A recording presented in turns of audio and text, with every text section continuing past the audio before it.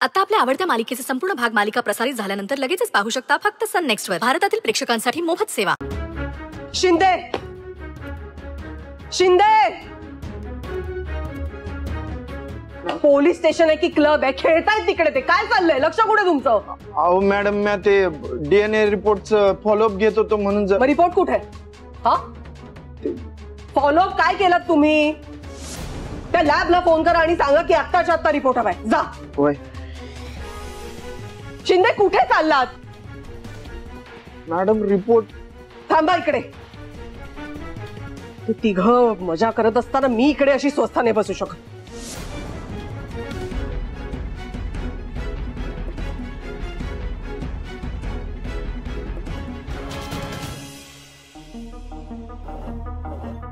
शिंदे, बिर्याणी आणा.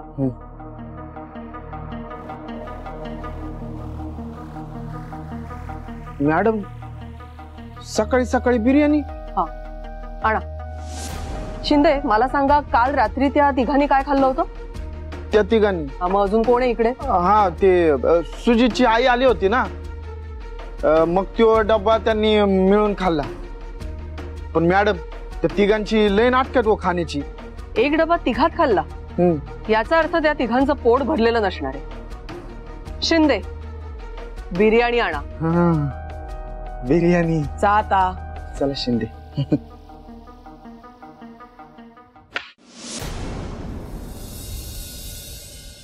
Madam madam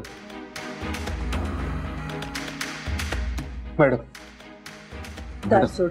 madam please माझं ऐकून घ्या. दार सोड. मॅडम प्लीज माझं ऐकून घ्या प्लीज.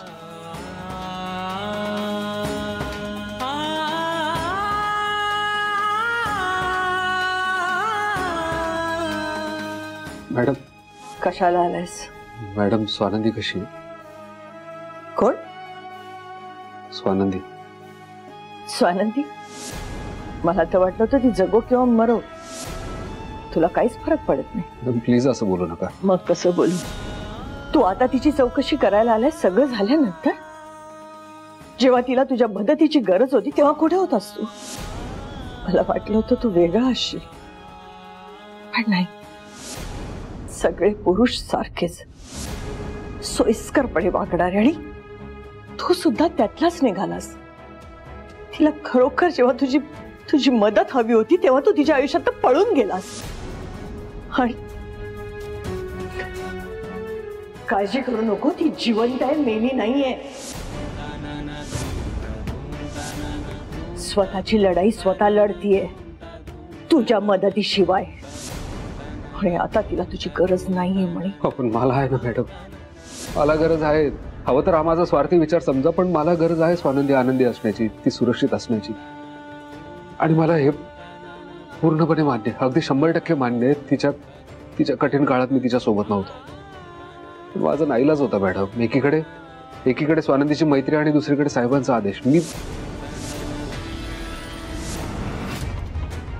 फाटलंच होतं मला. असंच काहीतरी असणार. पण मॅडम मी आता नाही राहू शकत. हे सगळं डोळ्यासमोर घडत होतं आणि मी अलिप्त होतो त्याच्यापासून. मला हे सगळं कठीण होऊन बसलंय. मला आता तुमच्या सोबत राहायचंय. मला तुमची मदत करायची आहे, स्वानंदीची मदत करायची आहे. पण मला सांगा ना, स्वानंदी कशी, बरी कधी? अहो दादा, मी काहीच नाही केलं. अरे रमेश, काय नाही, बस बस निवांत बस. बस हा, बिर्याणी खा. अहो मॅडम. अरे खा.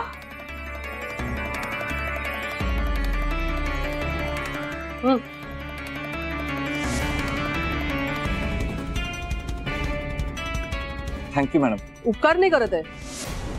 मला माहितीये तू स्वानंदीच्या केसमध्ये निर्दोष आहेस. मालकांच्या लफड्यात अडकलास ना? आणि मगाशी तिकडे काय करत होता? गेम खेळत होता ना? हो. मग काय हरलास? हो. हे असंच असतं रे. मालक लोक गेम करतात आपल्यासारख्या गरिबांचा. मी हे समजू शकते. मी पण तुझ्यासारखीच गरीब घरातनं आली आहे ना, म्हणून समजू शकते.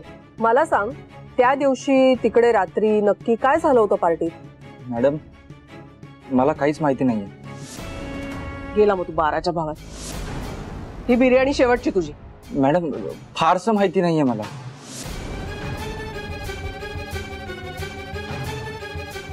मग जे काही माहिती आहे तेवढं सांग. हे बघा मॅडम, मला एवढंच माहिती आहे की सुजित सरांनी ती पार्टी स्वानंदी मॅडमला इम्प्रेस करायसाठी ठेवली होती.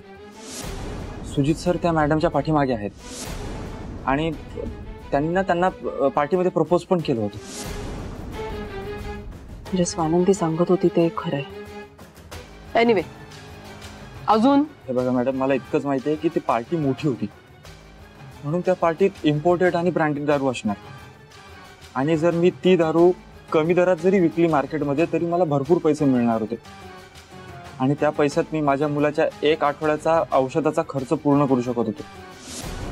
म्हणून मॅडम मी तिथे त्या बॉटल चोरल्या आणि लगेच बाहेर निघालो तर मॅडम CCTV फुटेज मध्ये दिसलो. पण मॅडम मी तुम्हाला खरं सांगतो, मी स्वानंदी मॅडमला काहीच केलं नाहीये. तुम्ही हवं तर स्वानंदी मॅडमला विचारा मॅडम. पण ना या सगळ्यातून प्लीज मला लवकर बाहेर काढा. माझा मुलगा एकटा आहे, त्याला माझी गरज आहे मॅडम. मी इनोसंट आहे मॅडम. म्हणजे स्वानंदी सांगत होती ते प्रूव्ह होत आहे.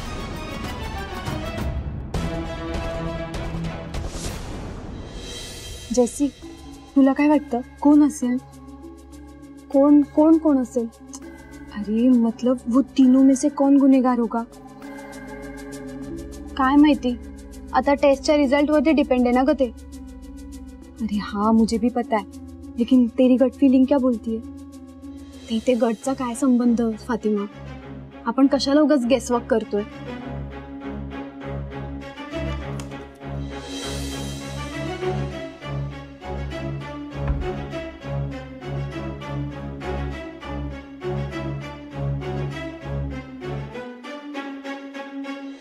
स्वानंदी, काय झालं?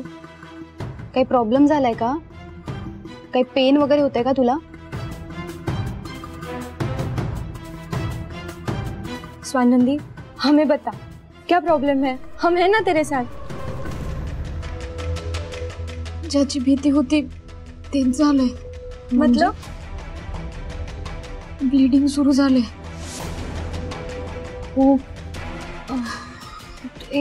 तू घाबरू नकोस, कळलं? टेन्शन घेऊ नकोस.